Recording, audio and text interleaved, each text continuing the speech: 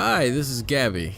Today I'm going to build a truck box for all the tools I normally carry in the cab, underneath the seats and in between all the cracks. And so finally I'm going to give them a real true blue home in the back of the truck. So first of all, why am I building a box when I could just buy one like a normal person?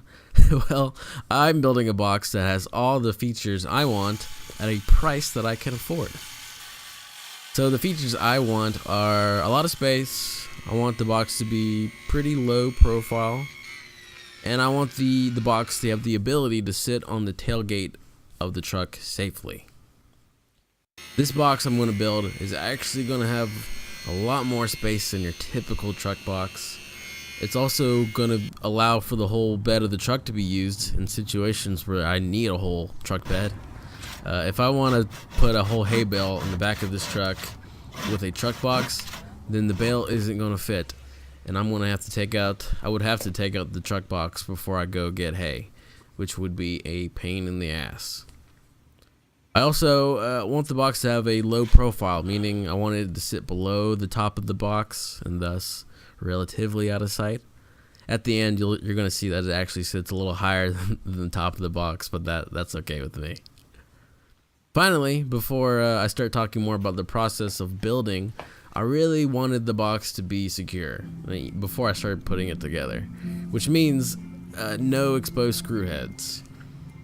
However, when I realized that designing a box to fit that description would take me even more time, I gave up and designed the box to have exposed screw heads. At the end of the day, locks are just to keep the honest people out, and spending even more time and money to make the box extremely secure wasn't worth it, because in reality, I'm probably going to be the guy breaking into the box because I lost my key. So this piece of wood you see underneath the lid is to actually straighten it out because the lid was super bowed out, being a cheap piece of plywood, and it also helps form a seal. If you see around the inner ring of the lid, there's a whole ring of wood, and that is to so I can eventually form a seal, put a gasket and help form a seal at the lid.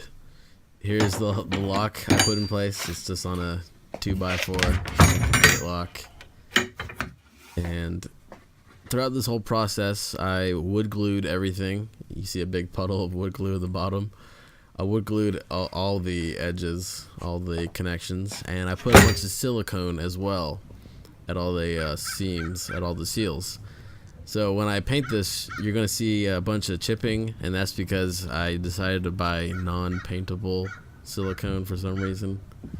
I'm going to fix that. I'm going to sand down all the exteriors so I can paint it properly. But here's the finished box. Here are the hinges. I absolutely hate them. Do they go the other way? I think I have no idea, but I'm gonna fix those hinges one day. I added the handles on top so I could help me move the box, me and someone else preferably. But here's the final box, and I'm gonna paint it in a second and put it in the back. Here is the box painted. You see chipping at the bottom and the sides, but I'm not quite finished with all the features. I'm going to jack it up about 2.5 inches, and that piece of plywood you see on the back is to prevent me from smashing my window with the handle. that provides a good spacer. Now here's the feature I really wanted, which is to allow the box to hang off the edge of the tailgate. I put it in a bunch of cable and I attached it to the rings inside the truck bed, and now the box is secure on the tailgate, and I can hang it off the back and then put whatever I want in the truck's main box. So I can put a hay bale now or lumber, and the box doesn't take away from that, and I don't have to take out the box every time. I just slide it to the tailgate, as you see, and now I can put a whole hay bale in the back. Sometimes I'll be driving home from Athens, or I'll be somewhere far away. I won't be at home, and I'll get a phone call saying, "Hey, go pick up a hay bale." And if I had a truck box with me, I would have to either drive home first to drop off the box, which would probably be a pain in the ass. So now the only thing I do is get to the place, get to get to where the hay is, slide the box to the back, and now I can fit a whole bale, or I can put a bunch of lumber, more plywood. It actually makes the whole truck box slightly longer by a few inches. So I'm glad I was finally able to make it. Looks pretty run down though, but it's functional. I hope the waterproofing I did is good for now. Eventually I'll probably upgrade it, make sure all the wood is sealed. Hopefully the wood will be very dry by the time it rains. The steel cables though aren't as strong as I would like it to be, and I'm scared that if I let a bale in the back and I push down on the gas real hard, that bale might rip right through that box. So I also have to make this box stronger.